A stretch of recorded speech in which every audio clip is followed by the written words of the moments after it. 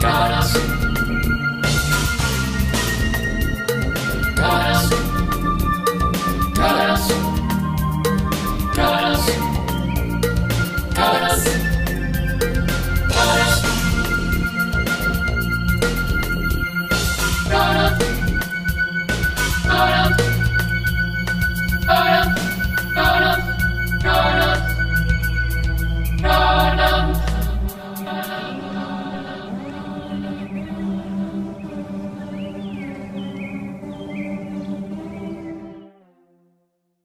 La ciudad, como todo ser viviente, depende del agua. Sin ella es imposible la vida. Y de las condiciones del agua dependen en buena medida las condiciones de habitabilidad. Si analizamos el mapa del sitio de Bogotá y la relación sobre todo con la ciudad fundacional, vemos que está recostada sobre los cerros orientales, cuyas escorrentías ya abastecían la ciudad desde el momento de su fundación. Están los ríos Tunguelito, Fucha, la unión del San Francisco y el San Agustín, el Arzobispo, la Quebrada la Vieja y una serie de pantanos que determinaron buena parte del crecimiento y de las obras de la ciudad primera. A una escala mayor, vemos que existen también varios humedales. De norte a sur serían el Guaymaral, el Juan Amarillo, el Jaboque, cerca al aeropuerto, el Capellanía, el de Techo, el del Burro, el de la Vaca y el de Tibanica, que representaban la posibilidad de regularizar la cantidad de agua en el territorio y a la vez permitir una serie de habitantes y de faunas y de floras muy especiales y muy particulares en nuestro medio.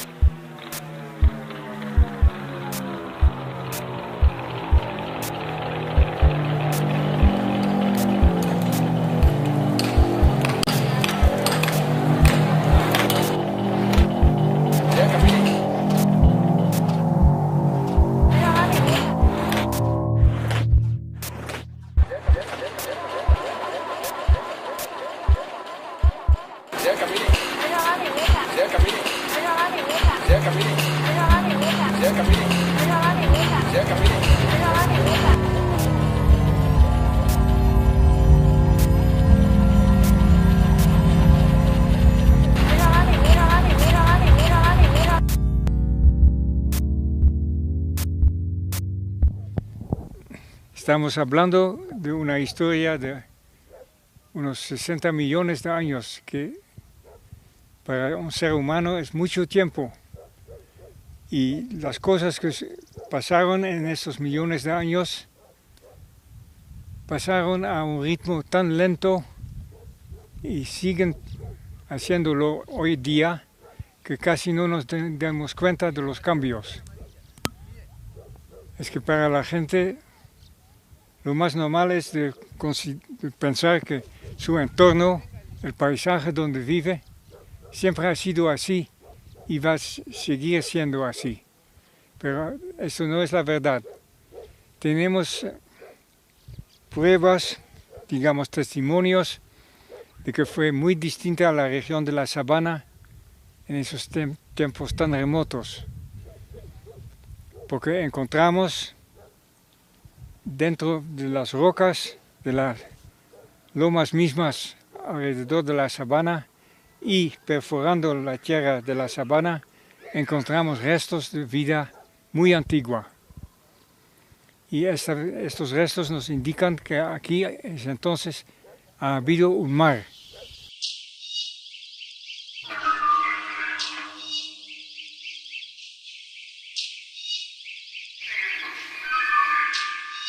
Entonces viene el momento en que en relación con el movimiento de las placas, como dice, de los continentes,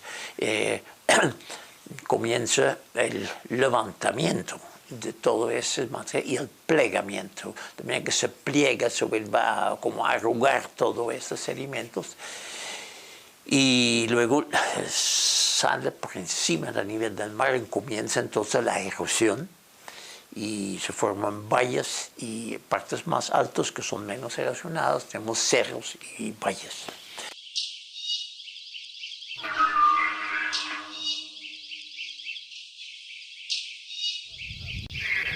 Entonces, uno se pregunta cómo puede ser que aquí había un mar con un nivel, se supone más o menos parecido al nivel de los mares de hoy día, y ahora nos encontramos con los restos de este mar a como 3.000 a 4.000 metros de altura.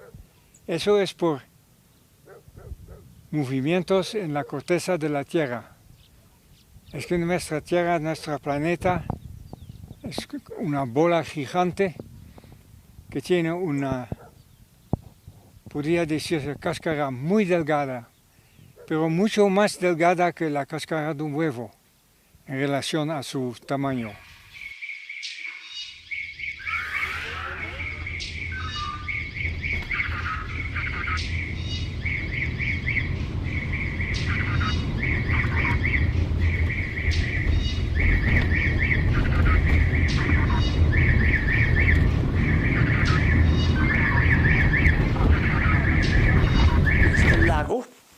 Existe durante muchos años, comenzó a existir hace más o menos 3 millones de años. Después comienza la época de las glaciaciones interglaciales, unos cambios climáticos con un ritmo más o menos de 100.000 años. Cada vez se vuelve muy frío, aparecen aquí alrededor de Bogotá nieve en los cerros y pequeños glaciares. Y después otra vez vuelve el clima como actualmente. Y eso pasa 20 veces, ¿no? Entonces es una historia muy larga de cambios de clima y mientras tanto se va adaptando la flora y la fauna. Entonces existe esta laguna también, lógicamente, el nivel de la laguna sube y baja un poco de vez en cuando con los cambios climáticos, a veces llueve más, a veces hay más agua en los ríos que llegan a la laguna, es más alto, llega hasta más o menos 2.600 metros, está el agua entonces contra los cerros, ¿no? Y luego puede bajar y se forman grandes zonas pantanosas alrededor del lago. Y finalmente, más o menos hace unos 30.000 años, el lago realmente desaparece principalmente. Entonces ahí encontramos que los ríos que antes llegaban a la laguna ahora pasan por encima de este antiguo fondo y se van cortando su valle en estas arcillas. Entonces vemos el río Bogotá, por ejemplo, que se corte 15, 20 metros en ese sedimento y se forma un valle. Y es un valle de inundación del río. Y entonces el resto de la sabana también llueve y vienen quebradas de los cerros y el agua de lluvia tiene que desaparecer. Entonces ahí se forman valles de drenaje de la sabana, que son valles alargados y que llegan al río Bogotá al fin y al cabo. Es importante saber eso porque estos valles en buena parte son hoy día los humedales.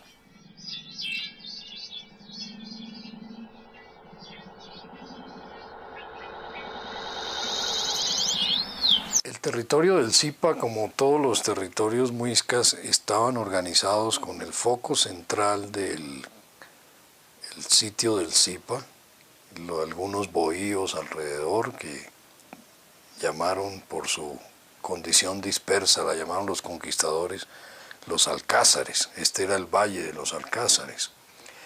Y una serie de pequeños grupos familiares o clánicos muy dispersos en el territorio.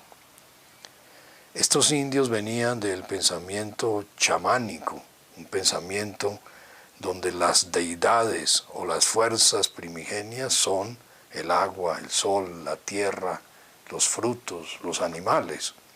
Y la condición del chamán es regir el equilibrio de ese medio natural para que cuando el hombre tome una danta o tome una cosecha de maíz, retribuya a la tierra y retribuya al Señor de los animales sin depredar y sin acabar ese medio.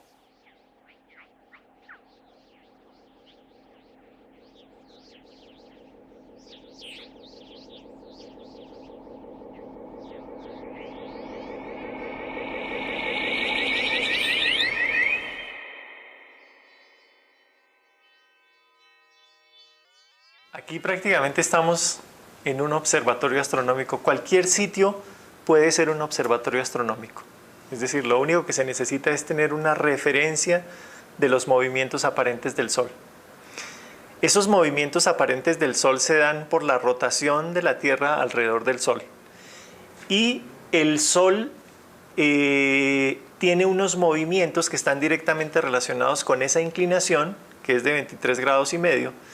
Es decir que el Sol se mueve en junio, se va moviendo hacia el norte hasta un punto en que desde el punto donde yo estoy parado hasta el sitio en el horizonte donde el Sol termina saliendo el 21 de junio, se marcan 23 grados y medio. Es decir que desde este punto donde estamos localizados, el Sol sale exactamente encima del edificio amarillo, azul y rojo.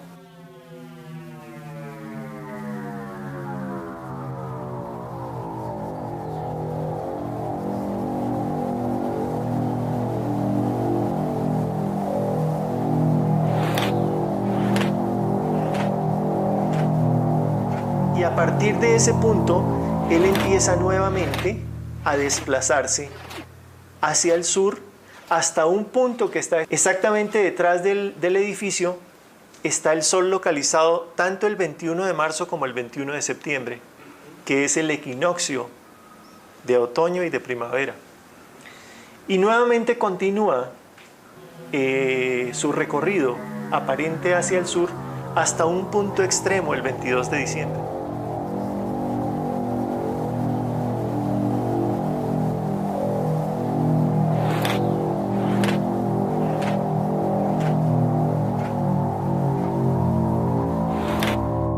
Desafortunadamente hemos perdido esa capacidad de observación de la naturaleza.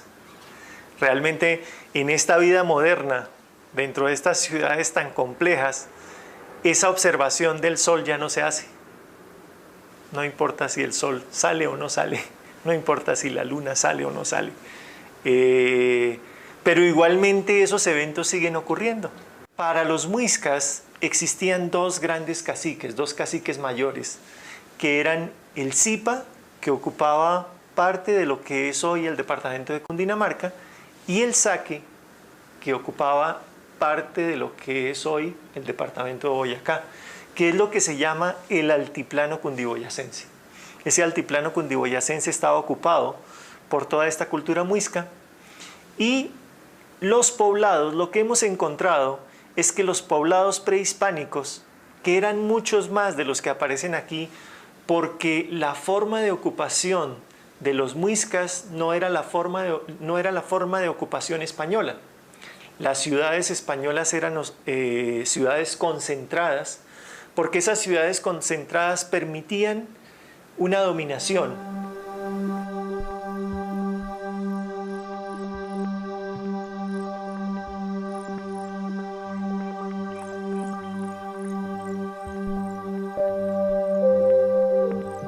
Para los muiscas era muy importante medir durante el año cuál era la posición del Sol en la que se encontraban. Entonces, prácticamente la sabana de Bogotá se vuelve un gran calendario solar, un gran observatorio astronómico, porque todos los sitios ceremoniales y los poblados estaban localizados a partir de esa concepción cosmológica, a partir de esa cosmovisión, a partir de esa concepción del mundo. Entonces, estas líneas, en este sentido, es el nacimiento del Sol el 21 de junio. Es decir, que aquí tenemos el norte en este sentido, el oriente, el occidente y el sur. El Sol sale por el oriente, pero sale inclinado en su punto extremo el 21 de junio. Y igualmente sale con una inclinación inversa con respecto a la línea este-oeste, que serían los equinoccios, en diciembre. Todas estas líneas que han sido trazadas aquí lo que muestran es una geometría de ocupación territorial, una geometría que está directamente relacionada con esa cosmología, no solamente con un fenómeno astronómico, sino con una cosmología, es decir, con una visión del mundo de armonía del hombre con la naturaleza y con el cosmos. Estas líneas entonces empiezan a marcar la localización de todos los poblados prehispánicos, es decir, de los que quedaron, de los que se han podido, de los que se pueden localizar en un plano hoy, porque es donde están las localizaciones actuales de los pueblos actuales, que muchos de ellos, por fortuna, dentro de ese antiplano cundiboyacense, conservan su nombre original.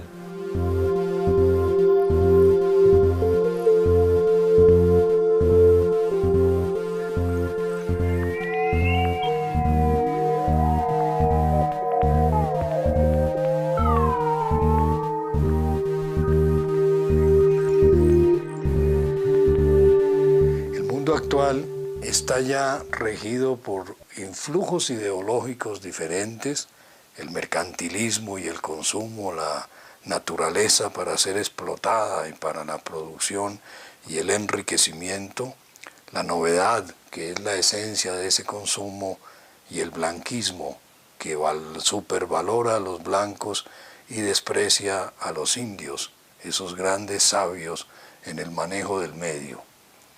Hay, por supuesto, fuerzas de resistencia contra el consumo, por el conocimiento de nuestra condición histórica, social y cultural, y por la valoración de los indios como algo de lo cual no debemos avergonzarnos, sino al contrario, aprender de ellos y estar orgulloso de esa parte de nuestro ancestro.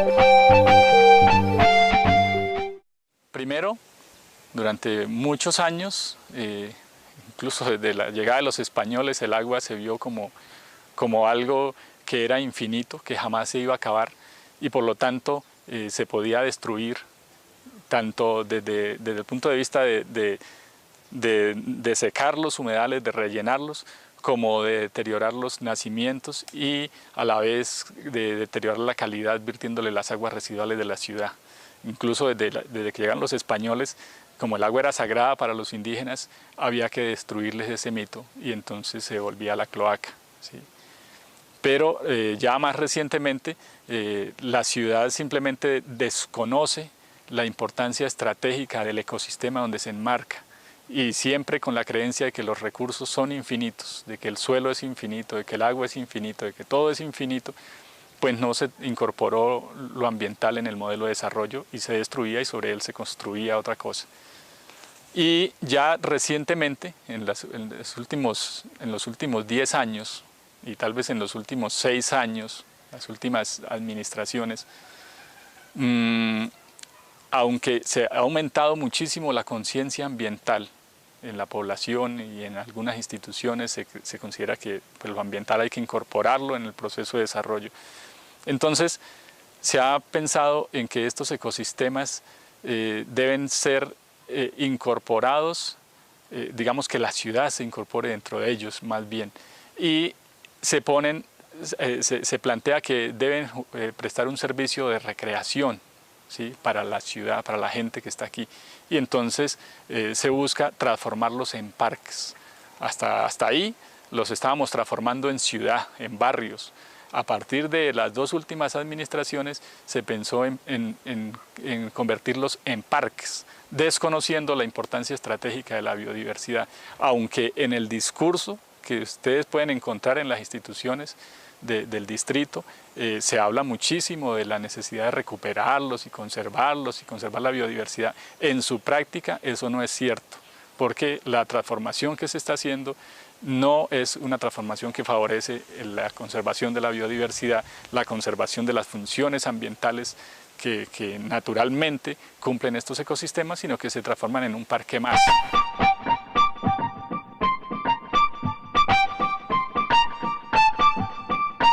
Quiero hablar un poquitico del contexto en el que estamos, porque estamos en un lugar muy bello que es la laguna de Chingaza. Este en realidad es un lago, y el paisaje de acá, con la serranía de los Órganos al lado, nos recuerda el origen glaciar. Entonces yo hablo de 4 descubrimientos. El primer descubrimiento hace unos 12.000 años, cuando llegan estos primeros hombres, se asoman a la sabana de Bogotá por el Tequendama y descubren esta maravilla, los remanentes del lago Humboldt, un paisaje parecido a este. Vegetación de páramo, lagos. Les pareció tan hermosa la sabana de Bogotá que se quedaron. Este viaje había comenzado en Bering, hacía 20.000 o 30.000 años.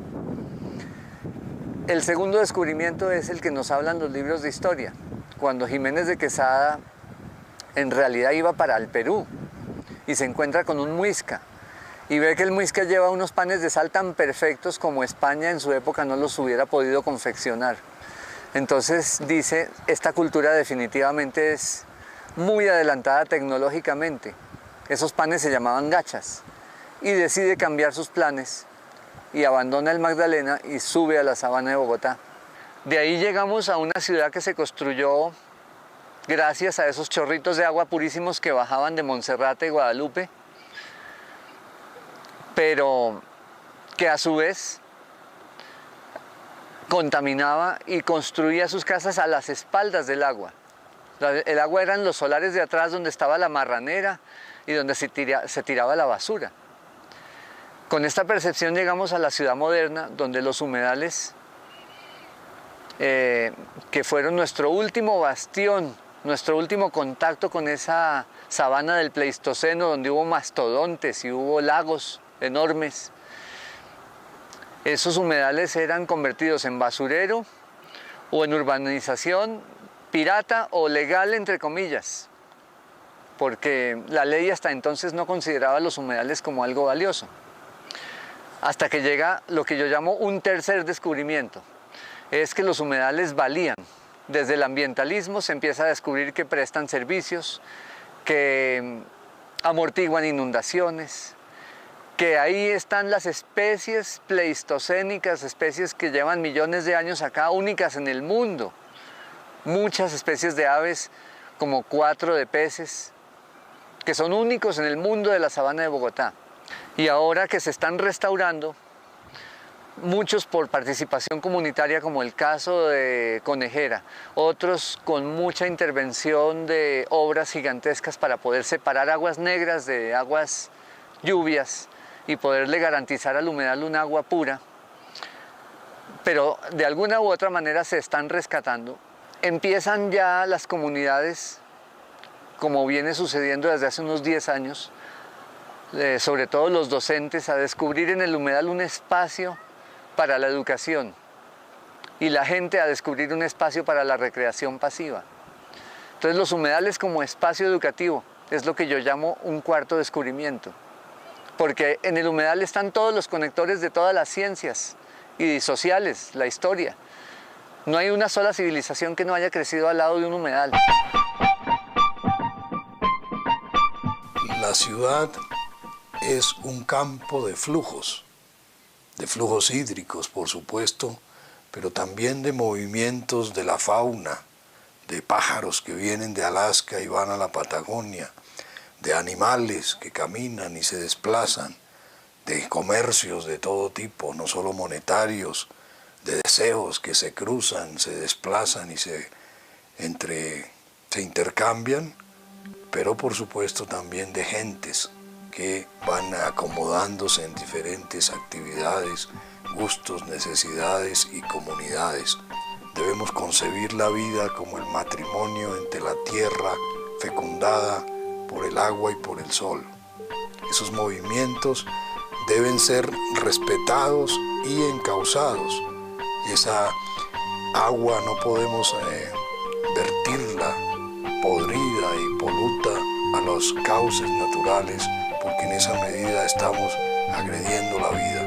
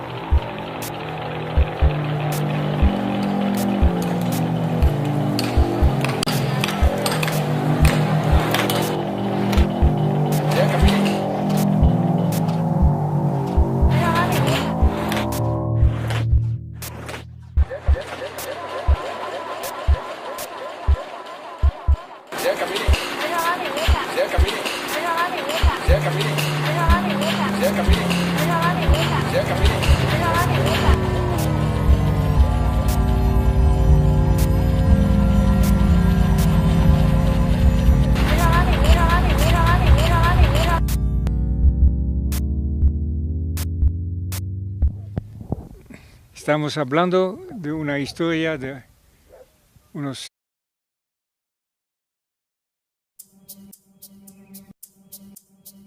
Bogotá, Bogotá, Bogotá, Bogotá, Bogotá, Bogotá, Bogotá, Bogotá, Bogotá, Bogotá, Bogotá, Bogotá, Bogotá, Bogotá. Caras. Caras. Caras. Caras. Caras. Caras. Cara. Cara. Cara. Cara. Cara. Cara.